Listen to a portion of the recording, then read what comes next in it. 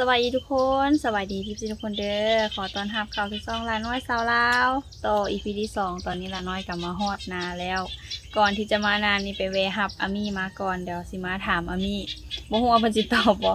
อามี่แบบว่าบ่ทันได้เป็นเพราะปานใดเนาะมันสิถามว่าบ่ได้อยู่จักมื้อกินฮอดบ่นี่อามี่สบายดีสบายดีกล้องก่อนสบายดีกินฮอดกันบ่กินฮอดบ่กินฮอดบ่บ่ได้อยู่2อาทิตย์เฮาเข้าเป็นคนโอ้โดยเป็นคนเข้าไปหับเพิ่นกระเจ็ดหน้างงๆว่าโอ้บ่ได้เห็นกันหลายมื้อคือมาเห็นบ่แทงเลยแทงเลยแทงเลยอามิแทง2เบื้องในแม่พุ่นโอ้ตอนนี้โอ้บ่รู้นี่ว่าเมื่อกี้นี่นายมันย่อแล้วสิหับหลานญาติหลานตกลงก้อนหินเราตัวเองก็ลงเจ็บป้าเป็นยังไงวันนี้เนาะเด็กเมื่อกี้นี่เนี่ยย่านหลานตกล้มก้อนหินนี่ก็เรียกว่าหับแล้วตัวเองหันนั่งกันยองย่อนั่งกันสินะ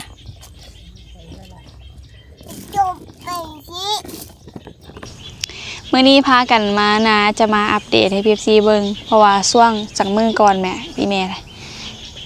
ไทยนะค่ะนะไม่อยากขี้หยอกไปตัวยังไทยวันทิศวันจันทร์เป็นคนยังมึง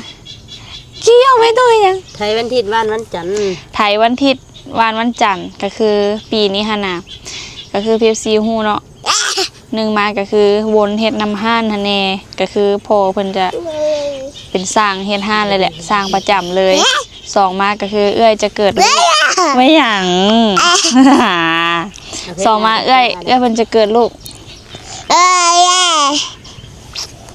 3มาละน้อยกะเข้าเมื่อหาเอื้อยคน3คนก็คือแม่ละน้อยพ่อกะคาเบิดเลยอ้ายกะคาเวียกคางานเนาะมันโมมีคนแบบว่าเฮ็ดนาหนะพีเอฟซีคือช่วงที่แบบคันว่าพอไปเวียกอ้ายไปเวียกสิละน้อยกับแม่กับมาดำนาก็ยังมีคนมานามาอย่างคันว่าจ้างกับมาเบิ่งว่าอย่างน้ำเพิ่นหั่นนะปีนี้ก็เลยว่าล้มกันตัดสินใจว่าเฮ็ดเป็นแบบนาวานฮอดครึ่งนึงบ่แม่ที่เฮาเฮ็ดนะเฮ็ดหลายก่อนเฮ็ดนาวานนี่ก็ถือว่าประมาณ 70% พุ่นแหละ 30% หันสิจงไว้ดำเพราะว่านาวานนี่มันก็สิแบบคันถึกปีที่แบบฝนตกดีหั่นนะระยะบ่เกิดมันก็สิได้ แต่ว่าคันถึกปีที่แบบ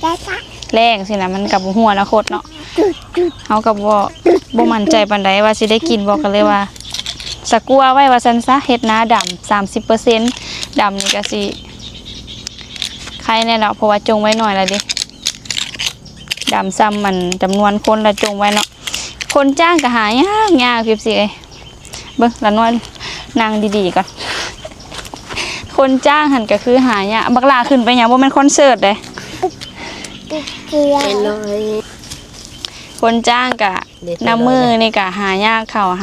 าเลยเพราะว่าเพิ่นไปเฮ็ดเวียกของงานไม่หยังเพิ่นนี่กลับมาบ้านเธอนี่กะมาประมาณมื้อป่าย2มื้อเลยเทปซีก็สิได้กลับทงกลางละมาเว้าเรื่องนาต่อเทปซีเมื่อกี้นี่หั่นกล้องฮ้อนละน้อยย้ายสถานที่ตั้งใหม่ไม่หยังแป๊บนึงได้คลิปก่อนแป๊บนึงแม่นบ่เกือบให้เพิ่นคนจ้างก็หายากพากันตัดสินใจเฮ็ดนาวานแม่เพิ่นได้วานมื้อวันจันทร์ว่าแม่วันจันทร์มื้อนั้นแม่โทรอ้างอยู่แล้วน้อยก็อยากมาหั่นแหละตอนนั้นแม่วานนั่นเข้าคนเดียวได้ปีนี้ถามมาเบิ่งว่า4 ไร่ 3 งาน4อันอีกก็4 ไร่กับ3 งานยังอีกงานนึงติ่ม5 ไร่4 ไร่ 3 งานแล้วน้อยบ่ฮู้ไร่แนวนี้บ่ฮู้ไร่4 ไร่ 3 งานสิวะเดี๋ยวว่าคำ4 สลึงแล้วเป็นบาทนึงคำ4 สลึงแล้วเป็นบาทนึงอันนี้ก็ความหมาย4 ไร่แล้วก็เป็น4 งานแล้วก็เป็นไร่นึงอ๋อโอเคเข้าใจแล้วสบายดีไปดีโดยว่าบ่เป็นมีว่าบ่เป็นยังบ่ทันได้ว่าเป็นเทื่อน่ะป้าสบายดีพี่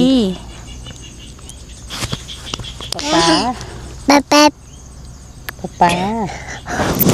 อยากเว้ามันนุ่มฮันแหละ PFC ก็เลยพากันเฮ็ดนาหวาน เดี๋ยวจะหน่อยสิพา PFC ไปเบิงเดี๋ยวสิมาถามแม่ก่อนว่าเบิดเงินไปเท่าใดในการไถนาเบิดเลยเฮาบ่ได้ถ่ายเบิดเลยเนาะถ่ายแต่ตัวที่ว่านหั่นแหละเนาะประมาณ 70%เบิดไป5ล้านกีบ5ล้านกีบนี่รวมทั้งอันหาให้เพิ่นแบบเสริมคันนาแมตรละ 10,000 กีบ 2 เส้น แล้วเดี๋ยวนี้ 2 เส้นเส้นละ ไร เส้นละ5 แสนปลายตัวหนึง5 แสนปลายตัวหนึง6 แสนซะ6 แสน7 6,700,000กับ5,000,000 2 เส้น 6,700,000บวก5,000,000 ขนาดเลย เจ้านี้สำหรับคันนาเนาะ1,190,000สิลบ5ล้านเพราะว่าเฮาเบิดไปกับนานี่5ล้านกีบไทยแล้วก็ไทยอันตอนนี้เพิ่นก็ถ่ายต่อมาเพิ่นก็ได้คาดนะบ่แม่ แม่น แม่นแล้วก็บ้านนั่น ไปพันพ่อ ลบ1,190,000แปลว่าไทยนี่เบิดอยู่3,800,000กับ10,000เดี๋ยวไล่เป็นเงินบาท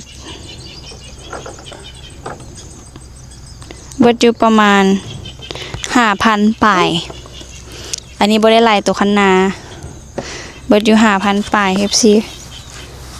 ที่นี่นะตัวไทยมันบ่ทันได้ปั่นบ่ได้หยังนี่2ไร่เป็น7ไร่นะ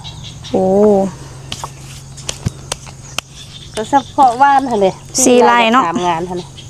4ไร่3งานเพิ่นเอิ้นแล้วนี่เนาะแล้วน้อยเราบ่เคยได้ยิน แม่ก็บ่ได้ยินค่ะก็ได้ยินเพิ่นนี่แหละ เพิ่นอ๋อแม่นได้ยินน้ำเพิ่นแม่นบ่ เนี่ยเพิ่นไปไทยไปชาติดังเนาะ รวมเบิด5ล้านนี่เบิด หิวน้ กินน้ำ ำปลาน้อยหิวน้ำใครแต่มีน้ำกับจอกฝานมเพิ่นเลยเฮ็ดจอก เบิดอยู่ 7,200 ปีนี้ ปล่อย ก็น่าจะบ่ได้เบิดหลายทอดำเนาะแม่เนาะดำมันได้จ้าง แต่ว่ามันมาเสียน้ำได้ถ่ายนี่เพราะว่าแต่ละปีเฮาหั่นใส่ส่วนหลายใส่รถตอกๆถ่ายเอาหั่นน่ะแต่ว่าปีนี้จำเป็นพอกับเมื่อยละเฒ่าแล้วเด้ให้เราวนแต่น้ำห้านหั่นก็ว่าเมื่อยพอแห้งละก็เลยให้ได้จ้างจำเป็นเจ้าหน่อยเดี๋ยวเราน้อยพาลงไปเบิ่ง FC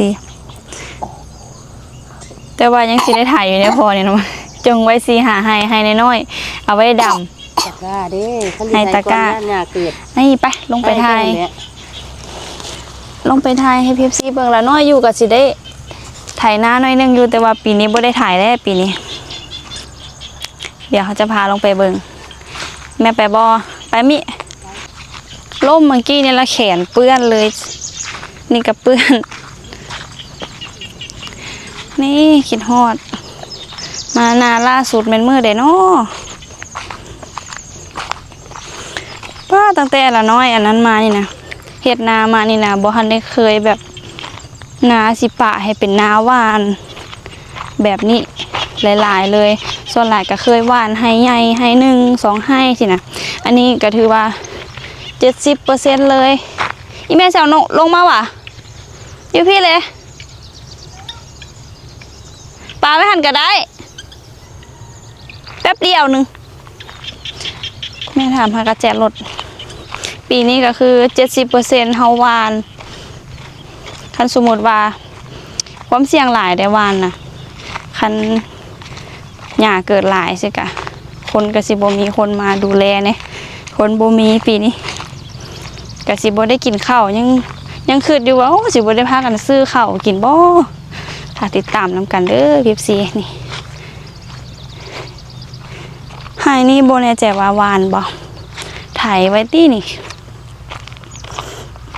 นี่แม่เพิ่นมาจัดการคนเดียวเลย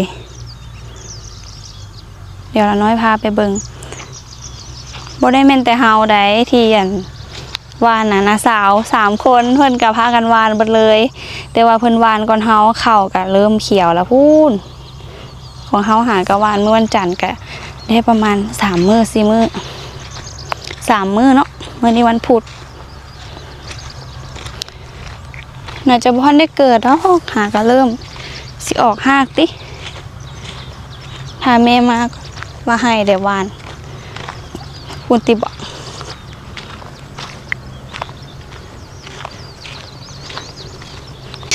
ให้ ยาว2ไฮนี่ก็คือเฮาจะเอารถไถใหญ่ไถหุดปลาไว้แล้วก็สิเอารถไถน้อยมาคาดมาหยังดำตัวนี้นี่พุ่นแรกเดือน6พุ่นแรกเอาก้าเนาะเอาปีนี้ก็บ่ได้เอาหลายเพราะว่าเฮาจงนาไว้ดำประมาณ5-6ไฮน้อยนี่แหละไฮใหญ่นี่ก็คือโอ้ใจหนึงละน้อยก็ดีใจอยู่ได้สิบ่ได้ดำนาเพราะว่าไฮใหญ่นี่นะโซสิดำแล้วบ่แม่นเรื่องง่ายเลยแบบโอ้แต่ว่าก็ได้เข้าหลายเด้เนาะใจหนึงก็ดีใจอยู่คันเพิ่นนั่นนะนี่ไฮใหญ่ไฮนี่เฮากะหวานเบิดเลยคุณแม่เป็นคนหวานคนเดียวเลยค่ะละน้อยอยู่ทงกลางมือแม่หวานคันเราหวานถึงมือเฮามากะได้มาสวยอยู่นี่2ไฮใหญ่แม่ใครนี่ข้าวเจ้าคือเก่าบ่นี่ตัวนี้จะเป็นข้าวเจ้าอีแม่คือเก่าบ่ถ้าเบิ่ง FC ว่ามันสิโอเคบ่นี่ไปเบิ่งของน้าสาวก็คือเขียวงามแล้วเพราะว่าน้าสาวเพิ่นหวานตั้งแต่พุ่น2ทิศก่อนพุ่นน่ะข้าวขึ้นยาวละตัวนี้ก็หวานเบิดเลยหลายเติบนี่เพิ่นแม่เพิ่นว่าตัวนี้เพิ่นอันถ่ายกลางเว้นเฮ็ดให้กลางเว้นก็ถือว่างามละเอียดหั่นน่ะตัวนี้มันคำละ2ไฮใหญ่นี่เริ่มคำแล้วบ่เห็นหุ่งปานใดแล้วมันบ่ละเอียดปานใด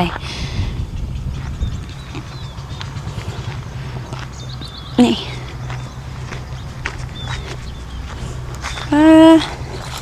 รุ่นอยู่ละน้อยก็ได้ข้าวสิเป็นแนวใดคันหญ้าเกิดหลายก็สิได้พากันมาลกหญ้าอีกปีแรกของน้าสาวห่างเนาะหรือว่าน้าหวานต้องเฮ็ดประมาณนี้ป่ะนี่ของน้าสาวเพิ่นหวานเขาน้าหวานเขียวเริ่มยาวแล้วเด้เกือบฮอดฝ่ามือแล้วแต่ยังบ่ฮอด2ตู้หลานนั่นอยู่พุ่น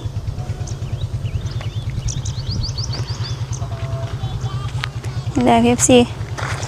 บัดเข่ายาวๆอีหยังละน้อยก็สิมาอัปเดตให้เบิ่งใหม่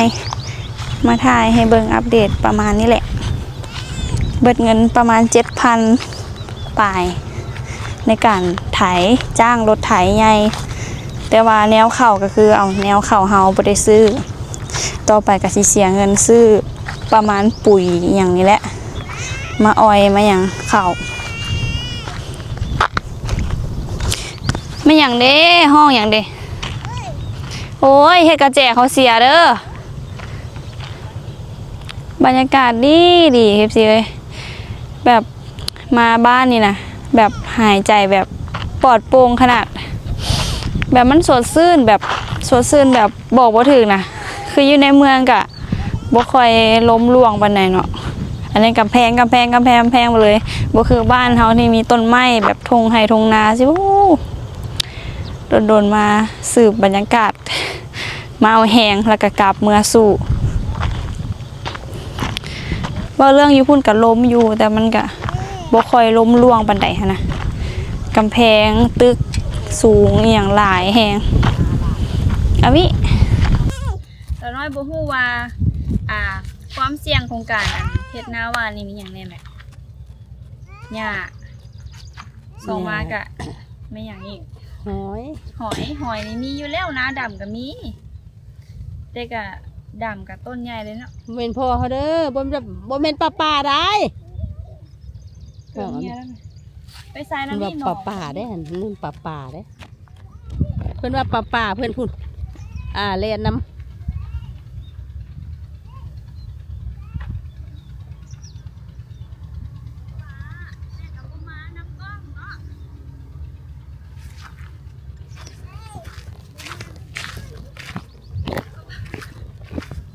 เพิ่นว่าป่าเพิ่นแลนที่ลี่ได้แลนน้ำโอ้บ่ได้มาบ่รู้นี่สิกลับอยู่บอกให้จะกลับไว้ให้ถ่ายคลิปให้จะกลับไว้ให้ถ่ายคลิปแล้วก็ถ่ายแล้วก็มื้ออันนี้บอกหล่าคิดแลนเลาะอยู่ได้แลนน้ำอยู่สิได้ถ่ายจังไดเนาะลงให้ มันบ่เป็นปลา บ่ ป เป็นหยั ลาง อุ้มก็ได้จนแล่นไปอีกเมื่อย